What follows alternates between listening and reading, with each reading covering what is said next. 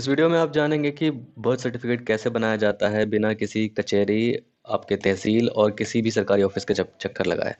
आप देख सकते हैं कि किस तरह से बर्थ सर्टिफिकेट होता है। फिलहाल मैं आपको सबसे स्टार्टिंग से तरीका बताता हूँ, ध्यान से देखिएगा। गूगल पे आइए और लिखिए पोर्टल वाले। हमारा नाम है पोर्टल वाले और हम बर्थ और डेथ सर्टिफिकेट में डील करते हैं। वैसे हमारे पास कई सारे ऑप्शंस हैं आपकी सेवा के लिए, जैसे कि आधार प्रिंट पोर्टल, CSC ID वगैरह वगैरह। लेकिन इस वीडियो में बेसिकली हम आपको यही बताने आए हैं कि कैसे जन्म और मृत्यु प्रमाण पत्र की आईडी लेकर के आप फ्री में आईडी लेकर के आप वहां से जन्म और मृत्यु प्रमाण पत्र बना सकते हैं बिना किसी कचहरी, तहसील और सरकारी दफ्तर के चक्कर लगाए। फिलहाल आपसे रजिस्ट्रेशन करना होगा। रजिस्ट्रेशन करना बिल्कुल निःशुल्क है, कोई पैसे नहीं लगते हैं। Full name, phone number, email ID और पासवर्ड वगैरह बना करके आप इसे सबमिट कर सकते हैं। तो चलिए मैं आपको एक रजिस्ट्रेशन करके दिखाता हूँ और सर्टिफिकेट भी बना के दिखाऊंगा। वीडियो में बने रहिए। तो मैंने नाम लिख लिया है। अब मैं लिखने जा रहा हूँ मोबाइल नंबर। एक नंबर, घबराइए नहीं, नंबर पे OTP वगैरह नहीं आता है। बस नंबर आपको आईडी और पासवर्ड के तरीके से यूज़ करना होता है। मोबाइल नंबर की जगह पे मैंने मोबाइल नंबर डाला है और ईमेल आईडी की जगह पे ईमेल आईडी डलेगा। फिर पासवर्ड की जगह पे, क्योंकि मुझे नंबर याद रखने में, पासवर्ड याद रखने में बड़ी परेशानी होती है, तो मैं सोचता हूँ कि मोबाइल नंबर ही एज अ पासवर्ड डाल दूँ। तो मैं इसी को कॉपी और पेस्ट कर रहा हूँ as a mobile number password की जगह पे, जहाँ पे पासवर्ड न्यू पासवर्ड बोल रहा है बनाने के लिए। तो इसी को मैं यहाँ पे पेस्ट कर रहा हूँ। अब मुझसे पूछा जा रहा है मेरे डिस्ट्रिक्ट का नाम, ज़िले का नाम, तो मैं यहाँ पे ज़िले का नाम दे देता हूँ। अब मेरे से स्टेट का नाम भी पूछा जा रहा है, तो मैं अपने स्टेट का नाम भी यहाँ पे लिख देता हूँ और यहाँ पे सबमिट के बटन को दबा देना है। तो जैसे ही सबमिट का बटन दबेगा तो यहाँ पर आपको रजिस्ट्रेशन सक्सेसफुल हो जाएगा। डिटेल्स एक बार कंफर्म कर लीजिए क्या डाला है आपने। ज़्यादातर परेशानी पासवर्ड में होती है, इसलिए मैं मोबाइल नंबर और पासवर्ड भी मोबाइल नंबर ही बनाता हूँ। फिलहाल चलते हैं। यूज़र आईडी में अपना मोबाइल नंबर डालना है यहाँ पे ऊपर में, और नीचे में भी अपना मोबाइल नंबर डालना है, क्योंकि हमने पासवर्ड भी मोबाइल नंबर ही बनाया था। ओके, अब हम इसे पेस्ट कर देते हैं, कॉपी पेस्ट आसानी होती है। अब हम लॉगिन करते हैं। लॉगिन करने के बाद सबसे पहले देखिए, सपोर्ट सिस्टम इतना बढ़िया है इस पोर्टल का कि आपको कभी परेशानी नहीं होगी। कोई पेमेंट कट गया है, साइट नॉट वर्किंग वगैरह कोई समस्या आती है तो डायरेक्ट एडमिन हेल्पलाइन पे आप उनसे संपर्क कीजिए और इसे कंटिन्यू कीजिए। फिलहाल कंटिन्यू लॉगिन वेबसाइट पर क्लिक करिए। यहाँ पे देखेंगे आपका नाम आ गया है, आप कौन है, ऑपरेटर आ गया है। यहाँ पे लेफ्ट में बर्थ है, राइट में डेथ है। डिटेल्स आपको शो कर रही होगी। आपको ये भी डिटेल शो कर रहा होगा कि आपके वॉलेट में ज़ीरो बैलेंस है। सबसे पहले रिचार्ज कर लेना चाहिए, क्योंकि रिचार्ज करने से ही आपको अप्लाई कर पाएंगे।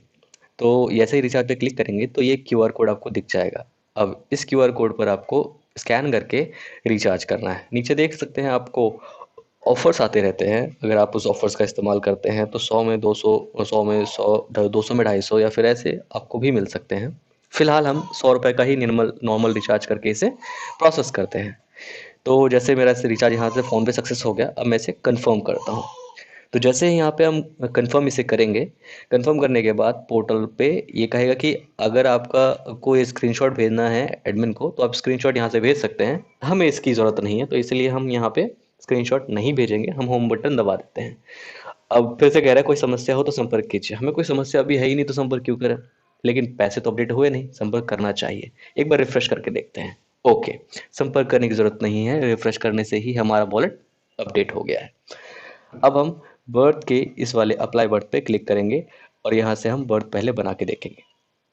अब देखिए, यहाँ पे छोटी सी डिटेल आपसे मांगी जाएगी, जहाँ पे आपको यूज़र का नाम, आधार नंबर वगैरह वगैरह मांगा जाएगा। अब यूज़र के नाम की जगह पे हम यूज़र का नाम लिख देते हैं। आधार नंबर में कंफ्यूज मत होइएगा, ये यूज़र का नाम मैंने इसलिए बोला कि यहाँ पे नाम मतलब बच्चे का नाम। अगर बड़ा भी है तो उसका जन्म प्रमाण पत्र बन रहा है, तो जिसका बन रहा है बर्थ सर्टिफिकेट उसका नाम। अब आधार नंबर देखिए, कंफ्यूज मत होइएगा। अगर उसके पास आधार नंबर है तो डालिए, इसके पास अगर नहीं है, मान लीजिए छोटा बच्चा है, 2, ढाई, 3 साल का, 10 साल का, उसका आधार बनाना है, तो उसके इसमें आधार नंबर डालने की ज़रूरत नहीं है। माता पिता में से किसी एक का डालिएगा, लेकिन बच्चे के नाम के सामने वाले आधार वाले कॉलम को नहीं भरना है, उसको खाली रख देना है। अगर उसको भरवाना है तो उस हिसाब से आप चीज़ों को आगे बढ़ें। फिलहाल नाम भर दिया आपने, आधार नंबर आपने भर दिया, रख दिया, कोई बात नहीं, अब आगे बढ़ें। आगे बढ़ते ही आपसे पूछेगा बाकी की डिटेलें, तो आप जन्म तिथि लिखिए, जेंडर सेलेक्ट कीजिए और उसके बाद जन्म तिथि को वर्ड्स में भी लिखिए। अब पूछ रहा है भाई जन्म स्थान कहाँ है आपका, तो आप जन्म स्थान 2 जगहों पे मेंशन कर सकते हैं, या तो घर में बच्चा पैदा हुआ है या हॉस्पिटल में पैदा हुआ है। तो जो हॉस्पिटल में पैदा हुआ है, उसको वहाँ पे हॉस्पिटल का नाम लिख दीजिए, जैसे सदर अस्पताल पटना, है ना?